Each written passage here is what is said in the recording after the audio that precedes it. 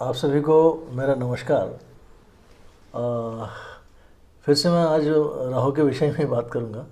अभी राहु क्या है? ये मीडिया है, इलेक्ट्रॉनिक मीडिया, है ना। तो मैं राहु का सब्जेक्ट मैंने शुरू किया है।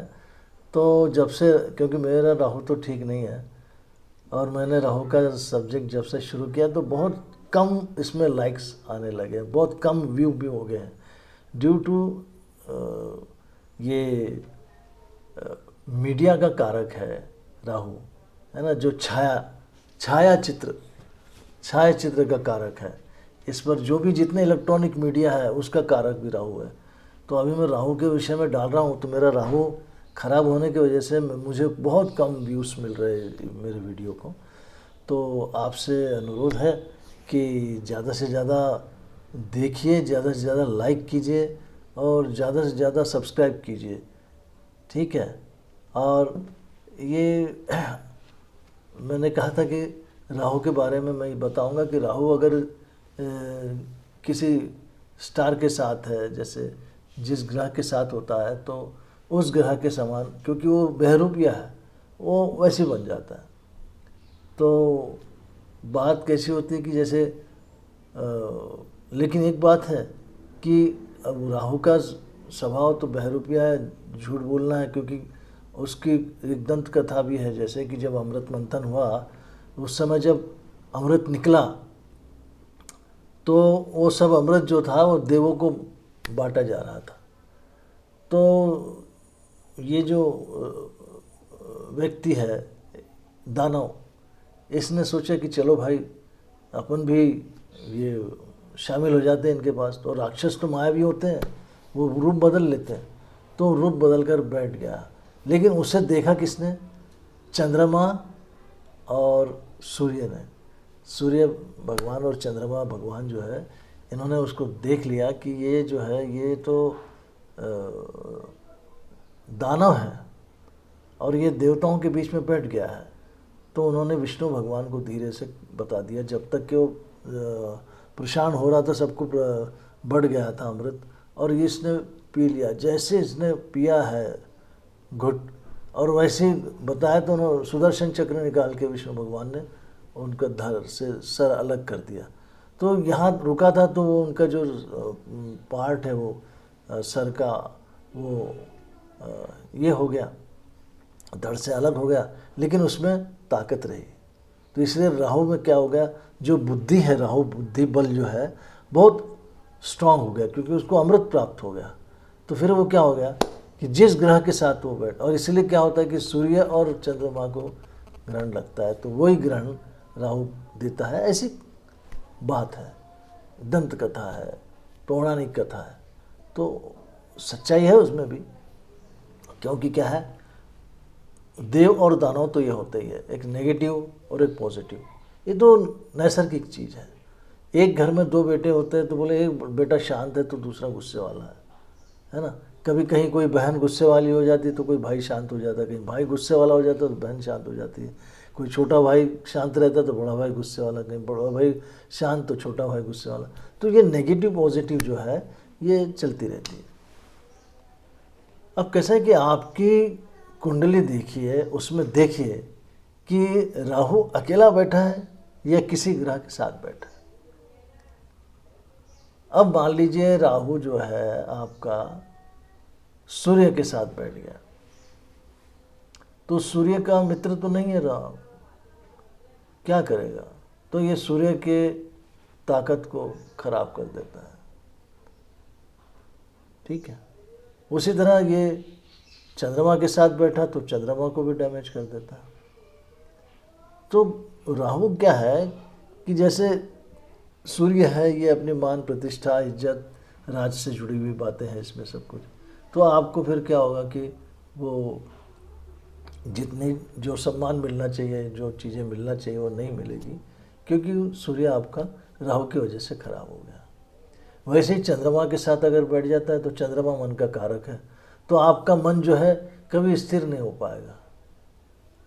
आपके मन में आपको ईगो भी आ जाएगा, ईगो, वहाँ भी ईगो आएगा। सूर्य के साथ रहा तो भी वहाँ ईगो के कारण आपका बहुत सारा नुकसान, एक घमंड दे देगा, एक ये जिद दे देगा, वही बात आप 10 बार रिपीट करोगे। तो चंद्रमा में भी वही होता है कि अचानक नॉर्मल रहते रहते मनुष्य के दिमाग में कोई बात आ जाती और पुरानी पुरानी बातें, मन जो है ना, मन में राहु हो जाता है। राहु क्या है? ये सब पुरानी चीज़ें, पुरानी बातें, डैमेज जो चीज़ हो गई जिसको छोड़ दिया तो वो आदमी भूल जाता है कि अरे जो गलती हो गई जाने दो। लेकिन वो भी वो जो जिसकी कुंडली में चंद्रमा के साथ राहु है तो वो बराबर वो चीज़ें पकड़ के रखता है और वो फिर अचानक उसको लेकर के वाद विवाद खड़ा कर देता है। अब ये राहु जो है ये कामी क्या है? तो दानव है। इसका काम, ये कोई देव नहीं है कि ये दानव है। तो इसका काम क्या है? चंद्रमा को डैमेज कर दिया, आपका मन खराब हो गया, फिर आप हमेशा बेचैन रहेंगे, सोचते रहेंगे और ऐसी ऐसी बातें आपके मन में डालते रहता है जिसके कारण आप जो है विचलित होते रहते हैं। अब यही चंद्रमा जो है, चंद्रमा के साथ राहु मान लीजिए तीसरे घर में। अब चंद्रमा जो है ये कारक कहाँ का है? चौथे घर का है ना। चौथा घर जो है ये चंद्रमा का काल पुरुष की कुंडली में माना जाता है।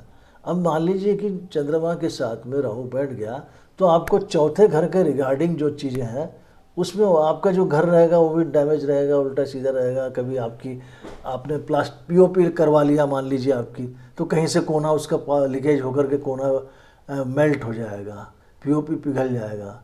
आप कितना भी अच्छा घर को रखना चाहेंगे आप रख नहीं पाएंगे, क्योंकि चंद्रमा जो है ये चौथे घर का है और उसके साथ राहु बैठ गया। तो चौथे घर के संबंधित जो भी चीज़ें हैं, सुख शांति, वो आदमी से रह नहीं पाता है, दौड़ता रहता है, भागता रहता है। अभी आप अपने घर से दूर काम करने चले जाएंगे, जबकि आपके घर में सब सुविधाएं रहेंगी कि आप अच्छा काम कर सकते हैं, वहाँ पर आप नाम कर सकते हैं। लेकिन आपको ऐसी डिज़ायर्स इतनी बढ़ा देगा, अरे भाई तुम्हारा करियर देखो, इतनी पढ़ाई लिखाई किए, इतना सब कियो, ये क्या करोगे? जाओ वहाँ पर चले जाओ, यहाँ पर चले जाओ। भाई देखो, पढ़ाई करके भी आपको क्या करना है? पैसा ही कमाना है ना। लेकिन ये आपको चैन से नहीं रहने देता। तीसरे घर में बैठ गया चंद्रमा के साथ तो आपको हमेशा घर से छोटी मोटी यात्राएं, भागते जा रहे आते जा रहे, कभी कुछ हो रहा कभी कुछ हो रहा, तो घर से दूर रख देता है। आपका काम घर से दूर होता है और आपको वो मन ही आपका घर से जुड़ा नहीं रहता। हमेशा आप यही चाहते हैं कि बाहर मैं अच्छा काम करूँ बाहर, और वही बताया कि डिज़ायर बढ़ा देता है तो आदमी को लगता है कि पैसा ज़्यादा मिलेगा, वहाँ ऐसा मिलेगा, वहाँ वैसा मिलेगा। इस तरह से आदमी जो है ये राहु के चक्कर में भटकता रहता है और ईगो भी बढ़ा देता है। राजेश खन्ना जी का जो है ये चंद्रमा और राहु तीसरे भाव में था, तो जब राहु आया तो राहु ने बहुत दिया। वैसे ही पढ़ा लिखा आदमी है तो उसको भी देता है, अच्छे कंपनी में जॉब देगा। राहु का काल बहुत अच्छा करता है, वो ऐसी बात नहीं है, आपको सहायता करता है, मदद करता है, आपको डिज़ायर्स बढ़ाता है तो आदमी जाता भी है वहाँ और सक्सेस भी होता है। लेकिन बात कैसी है कि बाद में आपके मन में ये आता है कि मैं सब कुछ है ना, मैं ऊंचा, मैं बड़ा, तो वो चीज़ें फिर आपको ना हर्ट करती है। जब आपके लेवल पे कोई आता है आदमी तो फिर आपको वो ठहरना मुश्किल होता है वहाँ पर, वह आपको थोड़ा सा जलसी फील करवा देगा। क्योंकि देखो कैसा है, ये देख रहा है तीसरे घर का राहु पांचवी दृष्टि से कहाँ देखता है? सातवें भाव को देख रहा है। सातवां भाव आपका डेली वेजेस का, रोजी रोटी का है, तो वहाँ वो जगह आपकी ख़राब कर देगा जहाँ पर आप परफॉर्मेंस कर रहे हैं। जैसे राजेश खन्ना फिल्म इंडस्ट्री में थे, काम करते थे, तो क्या हो गया कि फिल्म इंडस्ट्री के अंदर जब उनका रिवाइवल आ गया है ना, अमिताभ बच्चन जो है आनंद में अमिताभ बच्चन की भूमिका को बहुत सराहा जब गया, तो फिर अमिताभ बच्चन थोड़ा थोड़ा आगे जाने लगा तो राजेश खन्ना में प्रॉब्लम आ गया, क्योंकि वो पार्टनरशिप को देख रहा है, तो पार्टनरशिप में मिसअंडरस्टैंडिंग खड़ी कर देता है।